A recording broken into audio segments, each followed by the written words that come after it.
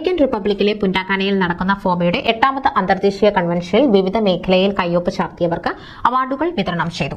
ഓരോ രംഗത്തും അതാത് വ്യക്തികളുടെ പ്രവർത്തനങ്ങൾ കൃത്യമായി വിലയിരുത്തിയാണ് അവാർഡ് ജേതാക്കളെ കണ്ടെത്തിയതെന്ന് അവാർഡ് കമ്മിറ്റി അവകാശപ്പെട്ടു. ഫോമ ഭരണസമിതി അംഗങ്ങളായ doctor Jacob Thomas president, Ojas John general secretary, Biju Thonikkadavil treasurer, joint secretary Jaimol Sreedhar, vice president Sunny Vallikkalam, joint treasurer James George, convention chair Kunjumaliyil, award committee chairman Thomas Koshy, co chair Chacko Koyikkalet, committee അംഗങ്ങളായ Lukose Painunkal, Mercy Samuel, Wilson Uzhathil, Lali Kalappurakkal എന്നിവർ ചടങ്ങിൽ പങ്കെടുത്തു.